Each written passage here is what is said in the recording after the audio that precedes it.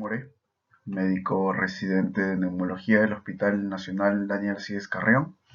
El día de hoy voy a presentar lo que es el tratamiento del asma en mayores de 5 años. La introducción en sí al tema es en base a una guía que es la guía GINA, ¿no? La guía GINA es una recomendación de expertos a nivel mundial en las cuales nos da todo el tratamiento y los pasos que podemos obtener para poder darle un control y un tratamiento eficaz a nuestros niños y a los adultos que efectivamente tienen un cuadro de asma. En el cual, colegas, lo que vamos a ver es el sumario actualmente, una terapia de mantenimiento, objetivos, inicio de terapia, regulación y el manejo de las exacerbaciones. Vamos a ver el tratamiento. ¿Qué vamos a decir exactamente? En base a la guía GINA del 2022, es muy importante eso. ¿Cuáles son los objetivos en sí, no? Y es algo que en verdad nos ayuda mucho, ¿no? Tiene tres cosas importantes. Lograr un buen control de síntomas de la actividad. ¿Para qué? Para que podamos realizar o los niños puedan realizar su actividad normal. Minimizarlo, la mortalidad es importante. Por eso se pone que los cuadros no sean severos actualmente. Después, minimizar el riesgo de exacerbaciones. Cuando los niños tienen exacerbaciones concurrentes, nuestra idea es que traten en lo posible de no generar mortalidad. Y minimizar la limitación del flujo aéreo persistente que podría indicarnos más adelante un mixto entre asma y EPOC. Y minimizar los efectos secundarios del tratamiento más el tratamiento corticoideo, ¿no? Que generan generalmente candidiasis, como sabemos. Entonces, vemos este cuadro importante de la guía GINA del 2022 en la cual nos da 5 pasos. De estos 5 pasos, en los cuales van a ser dependiendo de la sintomatología que pueda tener exactamente el paciente. Ejemplo, en el paso 1, ¿qué es lo que nos dice? Si el paciente tiene síntomas menos de 2 veces al mes, muy bajo, el cual no podemos usar dosis pequeñas, bajas de corticoides inhalados y a su vez podemos involucrar también SABAs. ¿Qué significa? Salbutamol generalmente concomitante a dosis muy bajas de lo que es corticoides inhalados. Ahora, ¿qué pasa si el paciente tiene dos síntomas 2 veces al mes o más de ellos, pero una vez al día? Entendiendo de que no puede hacer. Entonces, ¿qué sucede? Los corticoides inhalados, ahí es un paso importante y la dosis se puede regular. La dosis se puede regular exactamente en ese momento, ¿no? Ahora, ¿qué pasa si la mayoría de los días tiene más veces a la semana cuadros de exacerbación del asma? Entonces pasamos al paso 3, en los que nos dice que podemos usar dosis bajas de corticoide inhalado más un LABA, o dosis media de corticoide inhalado, entendiendo como LABA como el formoterol y la budesonida en primer momento, o dosis medianas de corticoide inhalado de budesonida, ¿no? O dosis muy bajas, como lo dicen ahí, de la terapia SMART, ¿no? Justamente para poder darles un tipo de ayuda a esos menores. El paso 4 es cuando los pacientes ya más todo el día tienen síntomas y justamente concomitantemente ya tienen una disfunción menor de la función pulmonar. Cuando tienen esos cuadros, ya la dosis va de tope. Dosis mediana de corticoide inhalado con un LABA, entonces sería formoterol o budesonida, o salmeterol, fluticasona, en el cual pueden también poner la terapia SMART, budesonida con formoterol para poder dar. Y el paso 5, ya cuando el tiene un fenotipo netamente pues, de agresividad en el paso del asma, en el cual ya tenemos que usar inmunomoduladores, en la cual podría ser el anti-E, que es el omalizumab, ¿no? Y el anti-interleuquina 4. Entonces, esos son los pasos preferibles que da el GINA en estos casos, y abajo da los pasos que podría haber si no podría tener los medicamentos arriba, podría tenerlos de abajo. Siguiente. Entonces, en estos cuadros, este cuadro es importante, es una simplificación de lo de arriba, indicando que hay pasos en los cuales podemos tener, ¿no? La confirmación del diagnóstico, los síntomas, la mayoría de los días, comorbilidades y la técnica es muy importante en estos casos, ¿no? Entonces, justamente ahí estaba, si tengo 2 síntomas o más, vamos a ver los pasos, usar siempre este corticoide inhalado siempre que se use SABA, ¿no? 2 síntomas o más, la dosis baja de corticoide inhalado, síntomas o más, que podrían tener corticoide inhalado en dosis bajas o medias, dependiendo de los síntomas que puedan tener, y una dosis 4 donde ya la función pulmonar ha disminuido en base a una espirometría. Normalmente podemos ver la relación entre BEF1 y capacidad vital forzada disminuida, y ya usamos dosis medias de corticoide inhalado con LABA o el MAR, que es budesonida con formoterol. Y acá tenemos las dosis, ¿no? Para poder saber cuántas son las dosis en pequeños de 6 a 11 años, los cuales nos dan la dosis de beclometasona de 100 a 200, la dosis media de 200 a 400 y más de 400, una dosis muy potente, que no es recomendable porque hay muchos efectos adversos cuando son las dosis muy altas. Generalmente se usa entre baja a mediana, ¿no? Y así sucesivamente. Acá tenemos la potencia y algo que nos importa mucho, ¿no? Porque la potencia del formoterol es y la eficacia es 100%, y la relación entre las receptores B2, beta 2 y B1 es 120, entonces ayuda mucho. Entonces hay que tener en cuenta de que el formoterol es la piedra angular justamente en las terapias que está manejando Gina, y justo en este artículo de la Guía de Tratamiento de Argentina de 2020 nos indica de que podríamos usar normalmente el formoterol. Entonces, ¿qué sucede? Para la reducción del tratamiento de un asma bien controlado, lo que no va a suceder es tener objetivos. ¿Por qué? Porque los objetivos nos van a ayudar a tratar de diferenciar en sí si vamos a subir la dosis o vamos a mantenerla, y tenemos que ver otras opciones en la cual de repente el paciente no está teniendo una buena técnica, en la cual hay disminución. Entonces, por ello, al tener una mala técnica, va a generar que aumentemos la dosis, y al aumentar la dosis aumentamos las reacciones adversas. Ya, entonces por eso, antes de disminuir también la dosis, tenemos que ver si las exacerbaciones han bajado, si el BF1 en un patrón espirométrico ha disminuido, eso nos ayuda también. Entonces, eso es lo que nos va a ayudar. Antes de reducir dosis, tenemos que tener intervalo de 3 meses donde tenemos que reevaluar al paciente. ¿Y qué sucede? Hay factores modificables que podemos ayudar. Cualquier paciente dice con mayor un factor de riesgo, ¿qué va a suceder? Podemos darle la terapia SMART, que es budesonida con formoterol, tiene un riesgo de calidad A. Ayudado mejor, no solamente darle SABAS, nos va a generar más complicaciones si solamente le damos broncodilatadores. No, tenemos que asociarlos a corticoides inhalados, colegas. ¿Qué pasa si hay mayores exacerbaciones severas, ¿no? Entonces, nuestro riesgo tiene que ser considerar que los riesgos no son tan modificables y nos va a ayudar. Entonces, que hay que identificar los desencadenantes de esas exacerbaciones. Generalmente pueden ser cuadros infecciosos virales que puedan generar exposición al tabaco. Si el padre fuma o hay alguien de la familia que fuma, nos va a generar más complicaciones, y eso va a generar que el paciente curse con mayores exacerbaciones. Un BET bajo, menos de 60, nos está considerando de que el tratamiento en sí no está funcionando y tenemos que dar altas dosis de corticoides inhalados. En su vez, tenemos que ver 2 semanas de repente, que tenemos que ver los riesgos a corto y a largo plazo de darle dosis altas, ¿no? Y también de repente excluir otras enfermedades. Generalmente podría pasar que pueden ser inmunodeficiencias primarias, podría pasar también que sean unas atopías, ya, enfermedades atópicas, y tenemos que ver si podemos reevaluarlo nuevamente. ¿Cuáles son los factores que podemos modificar? Entiendo así la obesidad. La obesidad sí podemos modificarla. ¿Por qué? Porque justamente depende mucho de la nutrición del paciente. Entonces, si yo tengo un cuadro en el cual veo a un niño que está en rango de obesidad, tengo que sugerirle ejercicios físicos y una buena nutrición. Un tratamiento psicológico mayor, claro, porque si el paciente cursa con cuadros de ansiedad, va a darles asociados ataques de pánico, él va a generar que piensa que es asma y se va a poner rápidamente el inhalador, no teniendo el cuadro de saturaciones. Los problemas socioeconómicos es un punto importante.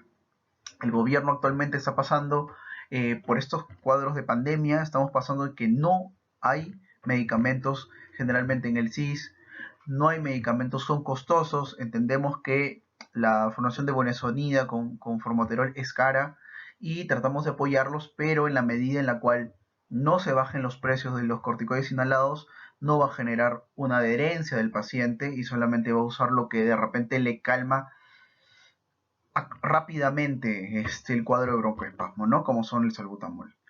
La otra es que hay que darle, pues, cuadros en los cuales evitar alimentos que puedan tener algunas alergias, ¿no? Y ello es muy importante en la parte del colegio, ¿no? Tener de repente alimentos saludables para poder tratar de minimizar las exacerbaciones que podrían ser por agentes externos. Entonces, vamos a... Otra estrategia no farmacológica es la evitación de polución en interiores. Lógicamente, disminuyendo las calefacciones, no dando, ponle mucha humedad dentro de los interiores, tendiendo un deshumedecedor, es importante también. Evitación de alergenos en el aire libre. Claro, si nosotros pues ventilamos todos nuestros armarios va a ayudar mucho. Entonces, ello va a generar un ambiente en el cual haya mucho menos polución. El estrés emocional genera y empeora los cuadros de asma. Déjenme decirles que eso genera mucho compromiso en el cual los pacientes también nos van a generar mucha reactividad en la cual un llanto por un cuadro de estrés nos puede generar ello. Entonces hay que tener muy bien cuidados con eso. Las condiciones climáticas, lógicamente, en Lima, en el sur, pueden generar también que haya mayores exacerbaciones y como manifestaba los alimentos que son pues de contenido artificial, ¿no? Siguiente, por favor. Entonces vamos a ver el manejo de las exacerbaciones. Ya hemos visto el tratamiento, vamos a ver el manejo cuando un asma se exacerba en sí. ¿Qué nos trae la guía Gina, ¿no? Entonces, entendiendo como introducción primero, ¿qué es una exacerbación? Es un empeoramiento agudo o subagudo de los síntomas de la función pulmonar respecto del estado habitual del paciente. Entendiendo, entonces vamos a identificar por qué, porque esas exacerbaciones nos pueden llevar a la mortalidad. Y no queremos que eso suceda, en el cual vamos a tener unos cuadros y vamos a dar primero qué sucedería si hay una primera atención, si nosotros estamos en una posta y después si estamos de repente en un hospital. Entonces, primero, ¿qué va a ser el desencadenante? Una infección viral. Un virus sistema respiratorio, un adenovirus, un rinovirus, puede generarnos procesos en los cuales haya mayor secreción y nos va a conllevar a que podamos tener un cuadro de exacerbación de asma severo podría llegar. Otro es la polución de alergenos, el polen, las esporas del hongo, va al jardín, va a un lugar donde hay mucha humedad, puede alergia a algún medicamento, también puede generar ello. La contaminación ambiental, la polución aquí en Shanghái, aquí en Latinoamérica, en Ciudad de México, abunda bastante y acá en la Ciudad de Lima también. ¿No? Los cambios estacionales de otoño a invierno generan y una mala herencia a los corticoides, que es por ende en lo cual creo que es la gran cantidad que está sucediendo. Entonces, ¿qué es lo que va a suceder si no tengo un buen control? No, sucede que uno de los puntos importantes, no se usa corticoide inhalado y eso va a generar un aumento de muerte en el asma, en nuestros niños va a generar eso. Otro es el uso excesivo de SABA. También puede generar, y se ha visto, generaciones de neumotórax por SABA. Y el antecedente de enfermedad psiquiátrica, como le decía, a veces sienten que le falta el aire y ya está con el inhalador, ¿no?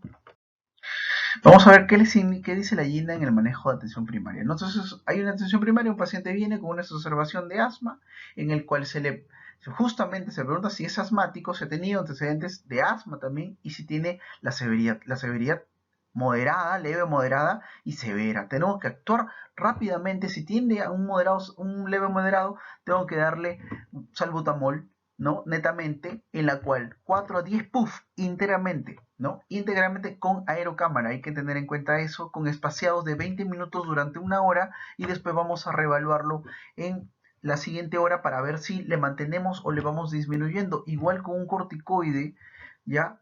Endovenoso o puede ser un corticoide en el cual puede ser la prednisolona y sus derivados, ¿no? Entendiendo que en los niños sería 1 a 2 por kilo de peso, máximo 40 miligramos, y adicional a eso, si hay desaturaciones, podemos involucrar oxígeno en ese momento.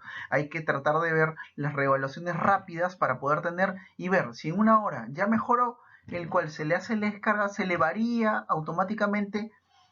Idealmente aquí no tenemos para hacer una parte espirométrica, ¿ya? O tratar de ver algún tipo de valoración de la capacidad pulmonar en ese momento, ¿no?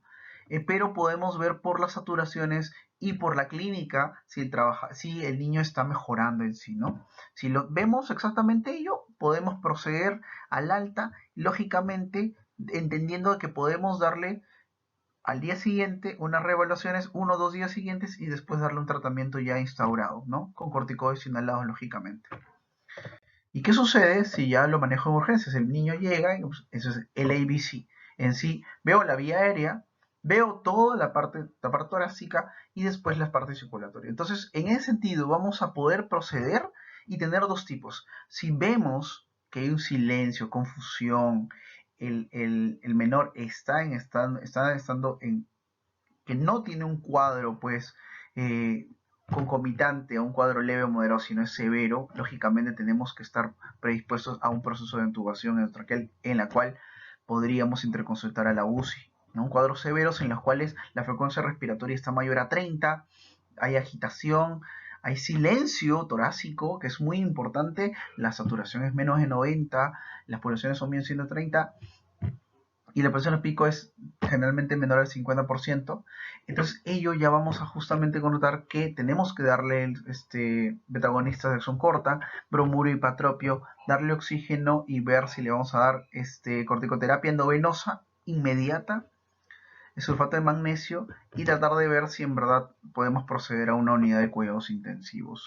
Cuando es moderado, lógicamente, pues no hay agitaciones, las respiraciones no son tan elevadas, no hay una taquipnea marcada, y los cuales ello podría conllevar a menos efectos no de satura generalmente, y después de ello podemos reevaluarlo, ver la función pulmonar y ver en sí el peso 1, ¿no? Para ver si 60-80 nos puede ayudar. Podemos salir de repente de hospitalizaciones, pero cuando es menor de 60 es severo y tiene justamente que poder ingresar a una unidad de cuidados intensivos.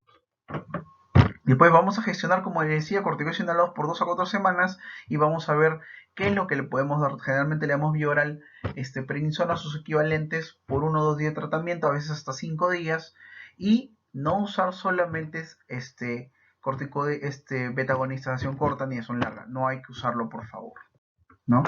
Eso es un estudio en el cual vamos a ver la espirometría, pletismografía y reactividad bronquial a la metacolina, que es un reactante para poder generar broncoespasmo en niños con asma. Entonces es un estudio que se hizo en la Universidad de Santiago de Chile, que también en la Universidad Río Grande do Sul, y en los cuales hay una relación entre las sibilancias de los alumnos que se habían dicho en 12 meses con espirometría, pletismografía, ya en los cuales tenemos unos 60 niños con un control en sí que tenían sibilancias y no tenían sibilancias en los últimos meses, para poder datar. En comparación con los niños que no tenían sibilancias, se obtuvieron mayor hiperreactividad, significa mayor a la metacolina, un 55% con los que tenían sibilancias, y nos conllevaba hacia una relación de una función pulmonar disminuida en los que tenían justamente sibilancias, y ende podía generar antecedentes de atopía. Acá vemos justamente la cantidad de asma con sanos y vemos la edad exacta y vemos los parámetros importantes, justo una media de 14.7, ¿no? Y vamos a ver el BSU1 que es 0.44, el otro 0.66, y nos va a ayudar la relación del BEF1 con la capacidad vital en 0.36. El índice del intervalo de confiabilidad es en 0.11 aproximadamente. Y eso es la figura 1, nos va a dar una relación, y justo la relación de asmáticos está casi en 4.8 con lo que indica, y el otro está en 7.5, ¿no? Igual en exposición pasiva al tabaco, esto se puede dar porque los niños pueden generar algún tipo de reacción. ¿Y qué sucede? La relación de tifenol en esos niños varía bastante, está disminuida a menos del 0.7 y nos va a ayudar a que podamos tener un diagnóstico de asma. Entonces, nuestro resultado de los alumnos que en los adolescentes que surgía que habían síntomas de reportar un cuestionario de hiperreactividad más significativa y la función pulmonar más baja en niños sin antecedentes de asma, ¿no? Entonces, ¿cuáles son las conclusiones generales en todo este estudio? Las pautas de tratamiento direccionado al uso de corticoides inhalados como medicamento pilar. Es lo más importante que está dando la GINA ya desde varios años, pero lo pone como en combinación con formoterol, ¿ya? Y con un corticoide inhalado o un SABA, pero adyacente a ello, ¿no? Es importante, como dice, el control y verificación de las técnicas de inhalación, que es lo que más nos está perjudicando, y la importancia de los planes escritos dentro de los pacientes para poder ver el número de exacerbaciones que pueda tener y la importancia de los factores de riesgo de tratamiento no farmacológico también es importante, ¿no? Acá está la bibliografía. Muchas gracias por su tiempo. Que tenga usted buena noche.